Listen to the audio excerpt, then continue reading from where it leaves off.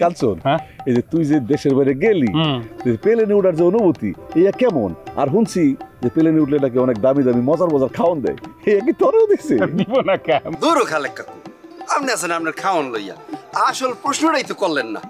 কাঞ্চন ভাই, মুই শুনছি যে প্লেনে উঠলে পরে এরপর সুন্দর সুন্দর মাইয়া মানু আইয়া বলে খাওয়ান দেয়, কোট প্যান্ট টাই পরিয়া। আচ্ছা, হ্যাঁ কি সত্য? আপনি কি দেখছেন? মুইও শুনছি। কাঞ্চন ভাই, বলছেন মানে আপনি প্লেনে ওঠেন না? ওরে বেটা উঠছি, এই যে প্লেনে না উঠলে বুঝবি মালয়েশিয়া গেলাম কেমন তোরা? প্লেনে উঠতেই মনে কর ডরের সুরে চোখ বন্ধ করে যে খিস দিছি, এক খিসের সুরে একেবারে মালয়েশিয়া। হঠাৎ করে দেখি হাবু মধ্যে আব্দুলিয়া ঠেলে, এই কাঞ্চন ভাই ওঠেন কি হয়েছে কি? আইয়ে পড়ছি। হাবু দেখছে, মুই কিছু দেখি নাই। কাঞ্চন ভাই, আপনি যখন ডাইককে পুরস্কার দিয়েছে তখন অনুভূতিটা কেমন হয়েছে আপনার? অনুভূতিটা দাদু, অনুভূতির কথা বলতে গেলে এই যে শৈলের পশম শিহরিয়া ওঠে। মনে বোঝে যখন কোটটাই পর এক ভদ্রলোক মাইকের সামনে যেয়ে বলতে আছে, এই কাঞ্চন মিয়া কাম ফরম বাংলাদেশ। বিশ্বাস কর দাদু, সমস্ত শৈলের মধ্যে আমার কেউ নাচন দিয়ে উঠবো। ওরে কাঞ্চন ভাই, ফর্ম না, ফ্রম বাংলাদেশ।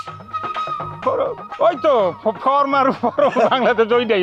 আচ্ছা আচ্ছা কাঞ্চন, এই যে বিদেশে যে তোর নাম যে ডাকলে, তুই বুঝলি কেমন যে বাংলা ডাক দিছে নাকি না মালয়েশিয়ান ভাষা ডাক দিছে? তুই কেমনে বুঝছিস? ওরে দাদু রে, মালয়েশিয়ারও না বাংলা না, কিন্তু অনেক দেশ গুণ দিয়ে মানুষ আছে।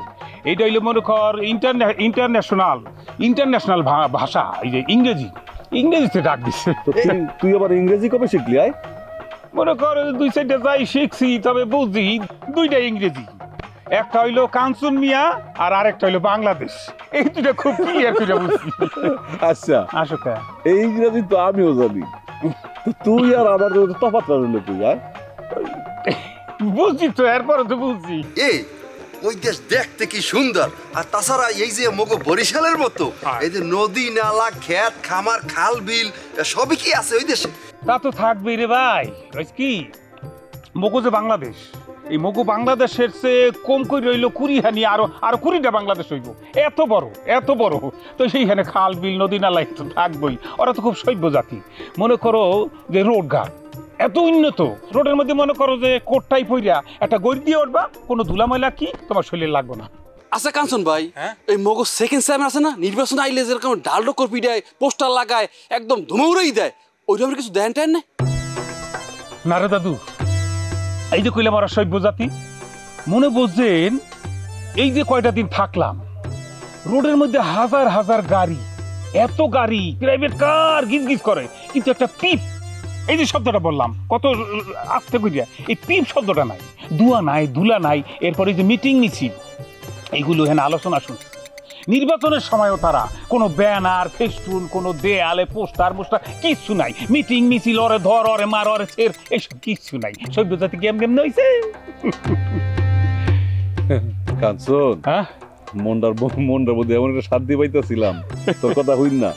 আমি খালি দোয়া করতেছি, আল্লাহ এরকম একটা দিন যদি আমার কপালে দিত আল্লাহ, তাইলে মুইও গিয়া দেশের জন্য কিছু কইরা আমি একটা সম্মান যদি বই আনতে পারতাম। আমার খুব ভালো লাগতো রে কাঞ্চন। খালেক ভাই, এত হাই হুতাশ করিও না, দীর্ঘশ্বাস দিয়ে থুইতাছে না কিছু। পারবা কার কপালে যে কখন যুদ্ধে যাইবো মুইও কি জানতাম যে মুই প্লেন উঠে মালয়েশিয়া যাবো গা? সরকার মরে দাওয়াত দিয়ে নেবে? কোনোদিন স্বপ্নে ভাবছি? খালি কামের কামটা করো, শ্রম দাও, মেধা খাটাও, হাবু তো আছে। তোমরা খালি কর্মটা করো, কে কইতে পারে আগামী বছর যে তোমার পালা না, আমরা কি কইতে পারি? আল্লাহ তোমারও নেট পারে কি কি